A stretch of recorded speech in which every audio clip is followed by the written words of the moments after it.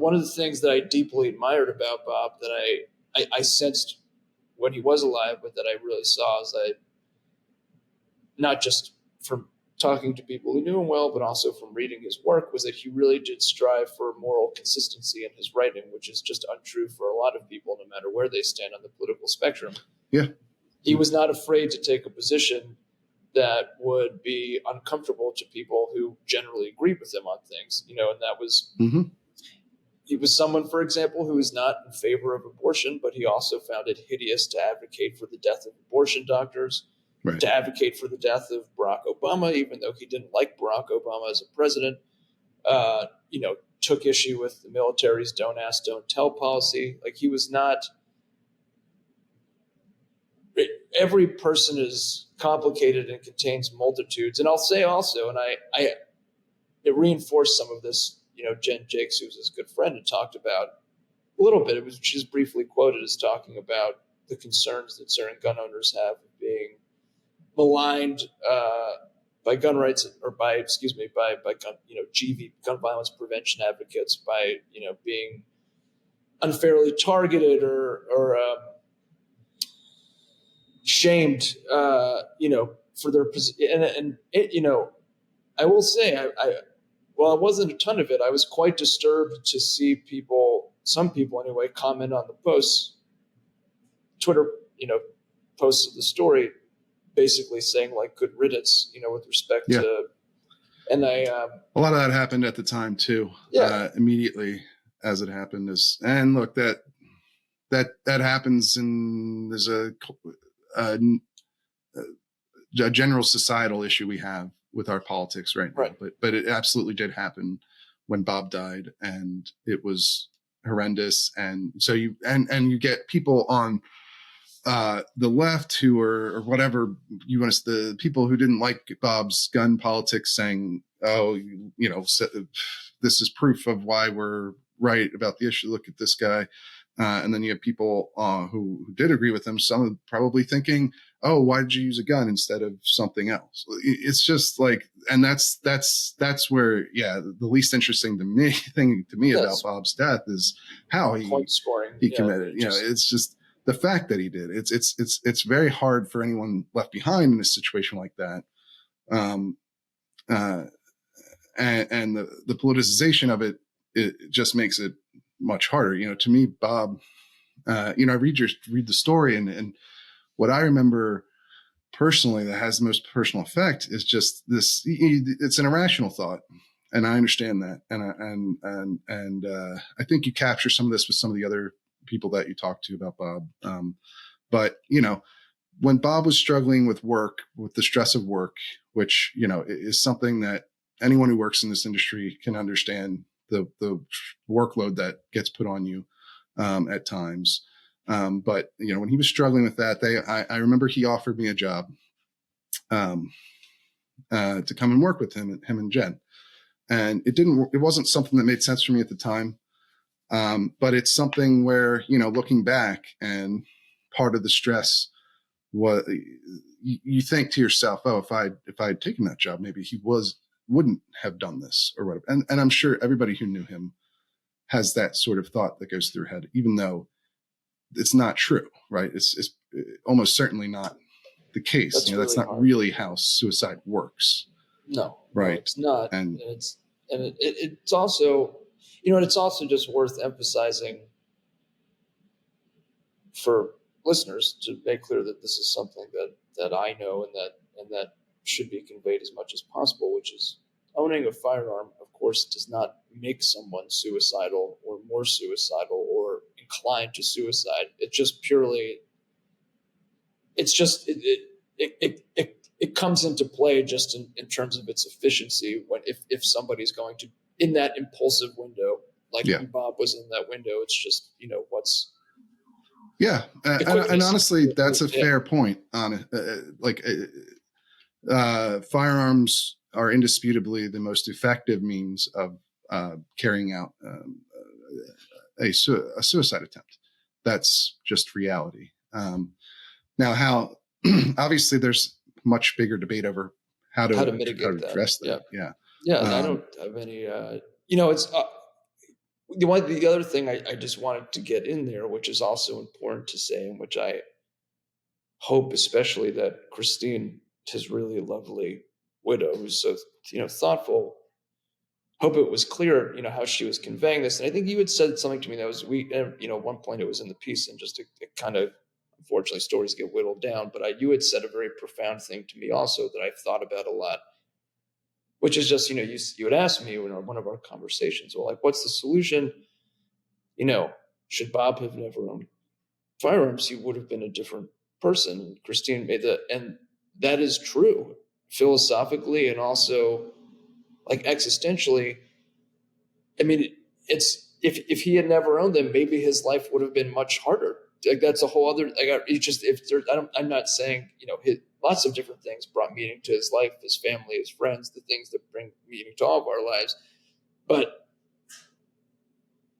there, with the absence of that, and this is what I care about trying to be as fair to as possible. That could have, without that aspect of his life, he could have had that. He could have been worse off. It ended up being the case that he died by gun suicide. But at the same time, also, if he had never had, if those things had not been part of his life, all these people that came into his life that he cared so much about wouldn't have been there. Like it's really, very complicated. It is, and I think everyone would agree that in the moment when when he did this, it would have been positive if he hadn't had access to firearms at that moment. Right. But the question then becomes, how do you get to that point? And especially in a situation with somebody like Bob or someone, just say like myself or something like that. I don't have any concerns to this point. I don't have any suicidal ideation, and haven't, but, if somebody in a position where guns are not just a tremendous part of their life and identity, really, but also part of their living, how they make a living, right? Yep. How do you separate someone like that from their firearms? Whether you think that doing it voluntarily I think voluntarily makes the most sense in that situation, because the person would be much more likely to actually reach out for help. Doesn't always happen, as you mentioned, as you showed several times, or even when they do. With the big problem with Bob, if you read and your story, I think lays this out pretty well. It starts with a quote about nobody saw this coming. And I think that's meant at the exact moment it happened, because obviously later in the story, there were signs that Bob was struggling and people did try to help him. He was getting therapy. He did. Yeah. But that's tried medication. Yeah. That's the hard thing about suicidal ideation, is that, and he stopped taking the medication because it made him feel worse, which is, I think, a common issue with antidepressants, right? That's why they have the warning risks for suicide when you start taking an antidepressant, because there's sort of a moment where you're coming up. This is my understanding of. I'm not an expert on this topic. And there are really good resources out there for anyone who is struggling with this, like the suicide prevention hotline. And I would encourage people to look into that if they are feeling any sort of suicidal ideation, of course, especially since we're talking about it openly on this show. But that can be a symptom. You're coming out of a depressive state, because they can often make you lethargic, so you're not actually able to go through with an act until you come up a little bit from that point. But the main struggle is just that these things can come on suddenly. That they're not. It's not necessarily that.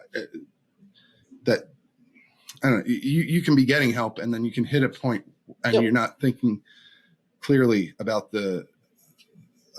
what's going on, and that's when you're susceptible to doing this, even if people are trying to help you, if people noticed. So it's hard.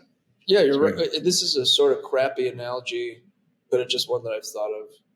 And again, it's not great, but it's just the same. It's like people who were smokers and you quit, but you have the nicotine urge, but it's a timed urge, and it's just, if you can get out of the window, but you don't know when the urge is going to come on. You know what I mean? Like, you can be good for mostly, you have the urge, and then the urge is really overwhelming and strong. But it is pretty it is fixed more or less. Right. And if you can get through like that 4-minute window or something, then you're not gonna feel the need to go buy like a pack of cigarettes. And it's similar. It's just like, yeah, you don't really know when it's going to come on, and just when you're in that danger zone, that window, it's just, yeah, what is it that you have access to, and that's and having access to a firearm is, obviously makes a suicide attempt more likely to succeed, unfortunately, and I think the people need to be realistic about that.